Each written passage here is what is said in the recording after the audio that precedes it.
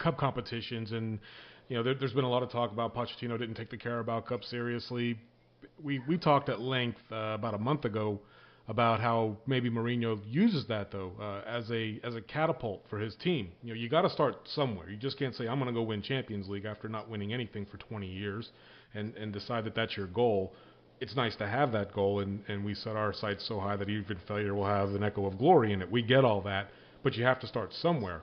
I think that important somewhere is finishing top 4 this year to move into that new stadium in Champions League. How important is that, Martin? I think it would be huge. I mean, look, if it doesn't happen, we've got to deal with it.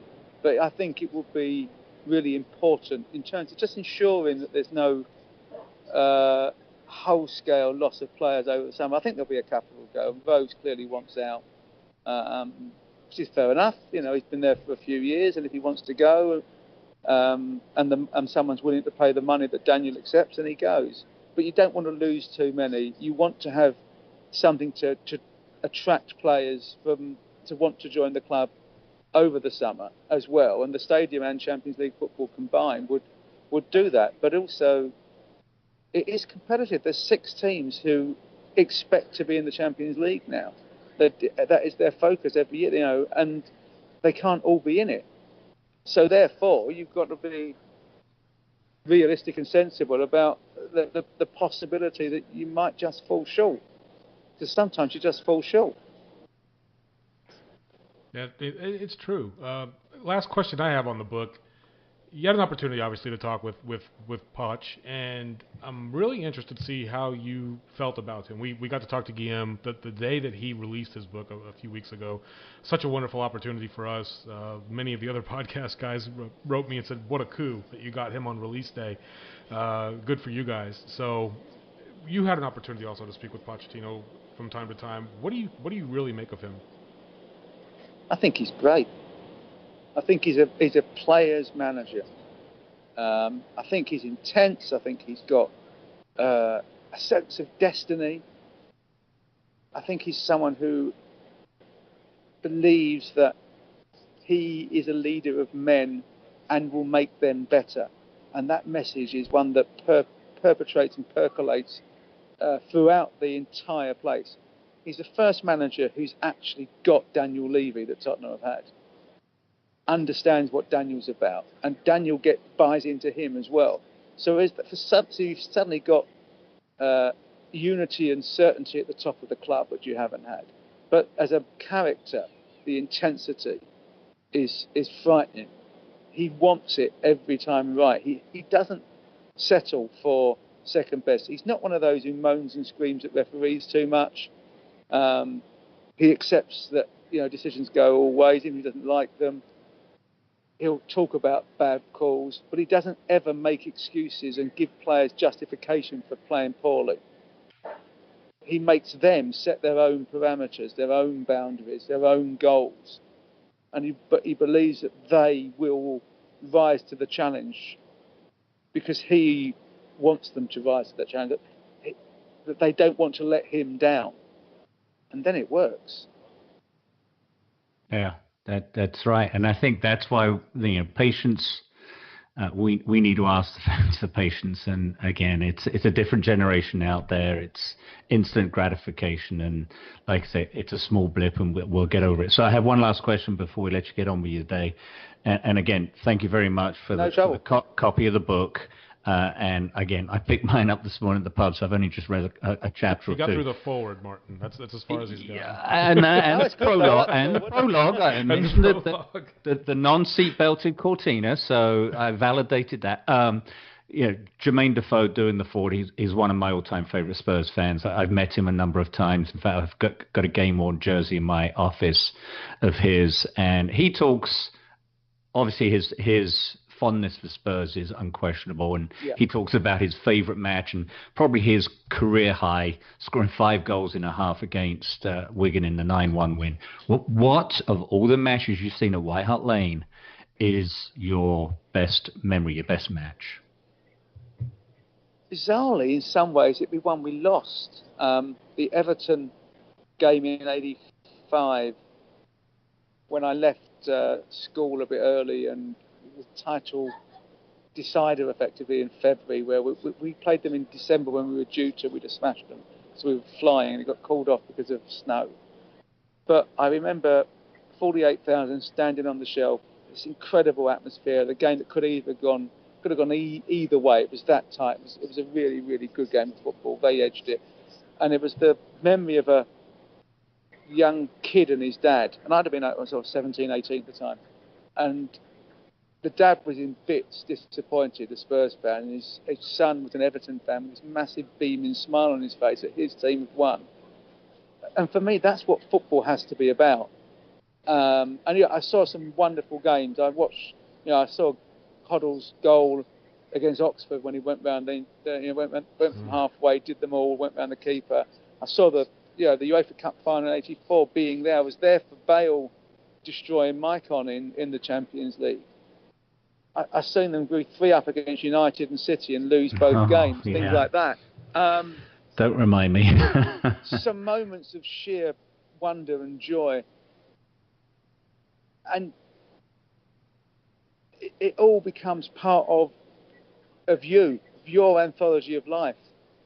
That you saw all these matches, you saw all these moments.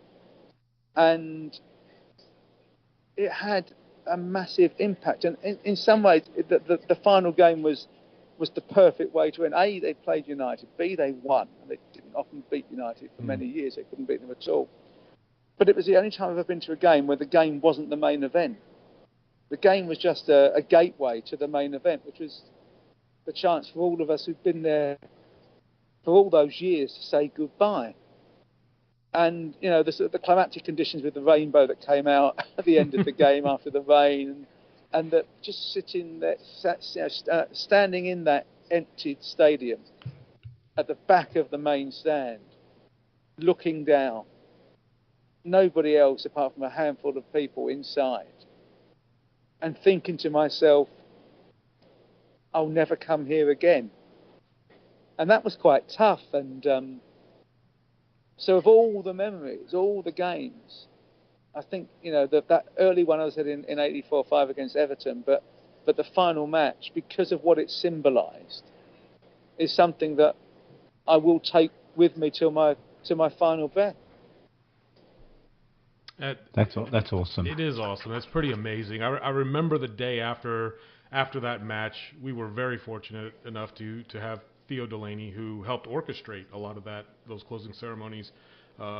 Daniel Wynn was on with us, Pete Hain was on with us, and we got to hear a lot of the interesting stories that they were able to share. I feel very fortunate only to have ever gone to one match at the Lane, because I can say that at least I went, and it was such an amazing part of who I am as a Spurs fan and who I am as a football fan. It was just an amazing experience for me.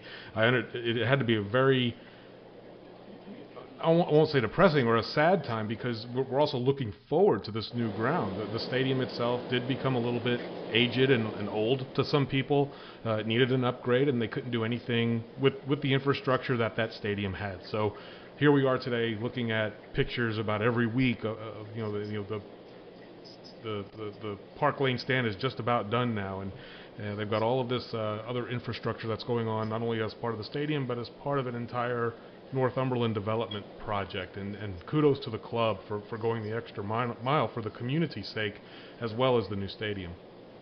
So I want to wrap things up very quickly, but I want to do a quick little think back game with you and Simon. It'll be very brief.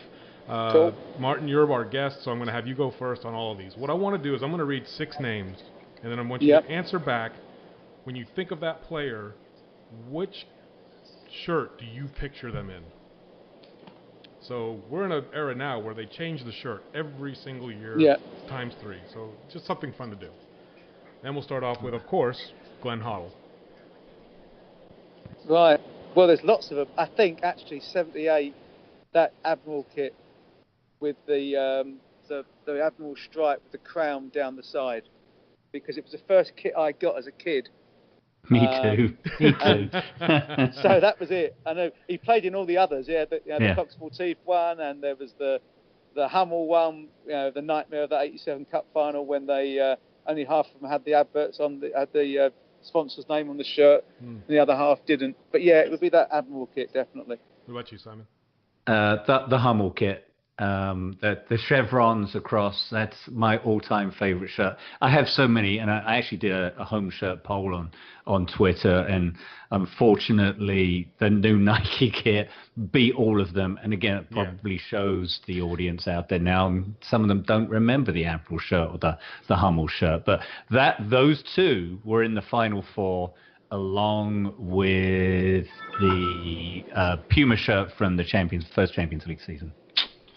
All right, next, Ken, go. Number 2, Gareth Bale. Martin? Well, it's the kit they wore in the Champions League season, I would say. Yeah, I mean that was the one that worked. And there that night against Inter Milan, when he just ran them ragged, and there was and the mood and atmosphere that went round the stadium was just great. So it's that one which was it was the flashy one, was it? Blue. Yeah. The blue sort of shoulder flash. Yeah. And pretty much everything was blue on it.